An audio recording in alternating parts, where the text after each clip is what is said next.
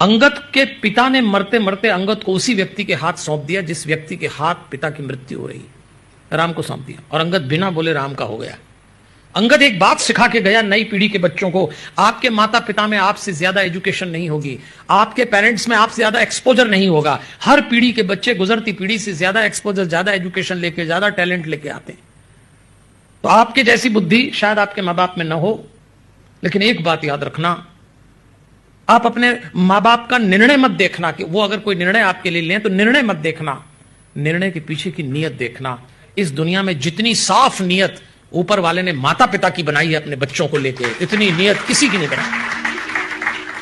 बच्चों को माता पिता का निर्णय नहीं, निर्णय तो हो सकता है गलत हो, वो शायद आपके लिए इतनी दुनियादारी नहीं जानते, पर उनकी नीयत देखना। अंगद ने नीयत देखी। निर्णय देखता तो कहता मेरे पिता को मारा इसने, मैं नहीं जाता इनके साथ, लेकिन उसने नीयत देखी कि मेरे पिता ने किस नीयत से मुझे सौंपा और अंगद कहां पहुंच गए। इसलिए समय रहते अपने बच्चों से जोड़िए। देवियों और सज्जनों, मैं आपसे अनुरोध करता हूं, इस कथा में जो भी आप संकल्प लें, एक संकल्प आज जरूर लीजिए। आप कितने ही व्यस्त रहते हो, आपका स्केड्यूल कितना ही टाइट हो, आपके पास बिल्कुल टाइम ना हो, लेकिन आप 10 से 15 मिनट का समय उन लोगों के लिए निकालें जो आपके घर के वृद्ध हैं। वो चाहे माता पिता हो, दादा दादी हो, नाना नानी हो, बड़े भाई भाभी हो, जो भी लोग हों, उनके साथ 10 मिनट तो कम से कम बैठिए। कैसे? अकारण शब्द सुनना, आप अकारण बैठिए। अपने घर के वृद्ध लोगों के साथ अकारण बैठिए। आप जो बात करेंगे उनको लेना देना नहीं, वो जो करेंगे वो आपको लेना देना नहीं है, लेकिन वृद्ध व्यक्ति के साथ यदि आप बैठ जाएं तो उसके दिल की दो बात बाहर निकल आती है। और मैं तो अनुरोध करूंगा, यदि आप अपने घर की वृद्धावस्था के साथ बैठें, आपके पास टाइम ही 10 मिनट का हो, और उसी 10 मिनट में यदि आप पूजा कर रहे हो, तो मेरी तरफ से न दिया लगाना, न दिया बत्ती करना, न भगवान के मंदिर जाना, न कोई पूजा पाठ करना। अगर 10 मिनट ईमानदारी से अकारण अपने घर के वृद्धों के साथ बैठ गए तो भगवान वो 10 मिनट आपकी पूजा में लिख देगा। भगवान को आपकी पूजा नहीं चाहिए। जब हमसे कोई सवाल पूछता है कि मनुष्य जीवन का सबसे बड़ा उद्देश्य क्या, तो मेरा उत्तर है आत्मा को पहचानना, क्योंकि आप आत्मा हैं, शरीर नहीं है।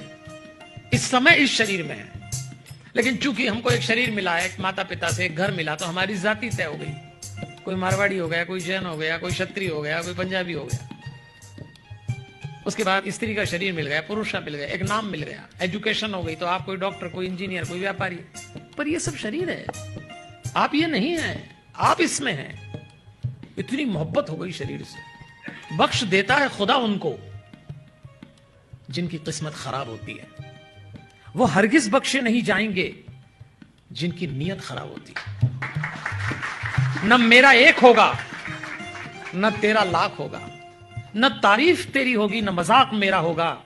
गुरूर न कर इस शाहे शरीर का, तेरा भी खाक होगा और मेरा भी खाक होगा, किसी का नहीं बचा। भारत जिस तेजी से विकास कर रहा है ना, तो 15 साल में हमारे पास सब कुछ होगा जो अमेरिका के पास है, डेवलप्ड कंट्री।